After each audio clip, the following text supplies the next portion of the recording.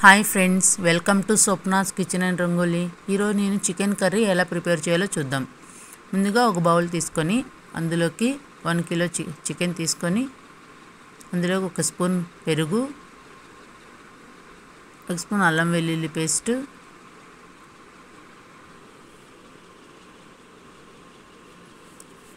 ఒక mixie jar తీసుకొని అందులోకి 1 స్పూన్ కొబ్బరి, సన్నగా కట్ చేసి పెట్టుకున్న ఒక టమోటా వేసి మిక్సీ పట్టుకోవాలి.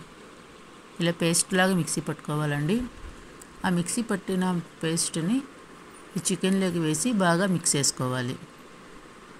చికెన్కి అంతా పట్టేలాగా మిక్స్ చేసుకోవాలి.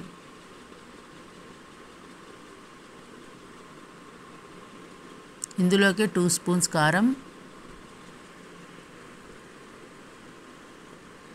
1 స్పూన్ ధనియాల పొడి వేసి బాగా మిక్స్ చేసుకోవాలి.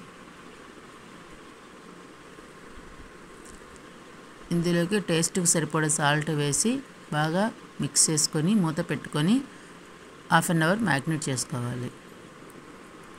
ఇందులో స్టవ్ ఆన్ చేసుకొని ప్యాన్ పెట్టుకొని అందులోకి 2 టేబుల్ స్పూన్ ఆయిల్ వేసి ఆయిల్ కొంచెం వేడయ్యాక 1 స్పూన్ ఆవాలు, సన్నగా కట్ చేసి పెట్టుకున్న ఆనియన్, సన్నగా కట్ చేసి పెట్టుకున్న 2 పచ్చిమిరపకాయలను వేసి బాగా వేపుకోవాలి. ఇందులోకి 2 బిర్యానీ ఆకులు,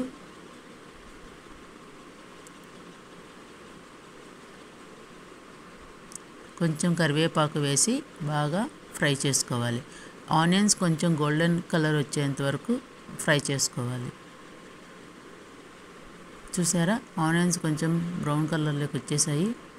ఇప్పుడు ముందుగా మనం మ్యాగ్నేట్ చేసి పెట్టుకున్న చికెన్ వేసి బాగా కలుపుకుంటూ ఫ్రై చేసుకోవాలి.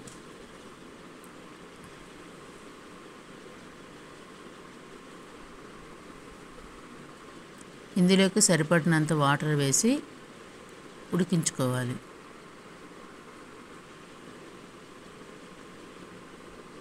చూసారా, ఆయిల్ అనేది సపరేట్ అయిందండి. చికెన్ ఆల్మోస్ట్ ఉడికినట్లే. ఇందులోకి 1 teaspoon garam masala, 1 teaspoon chicken masala వేసి బాగా మిక్స్ చేసుకోవాలి.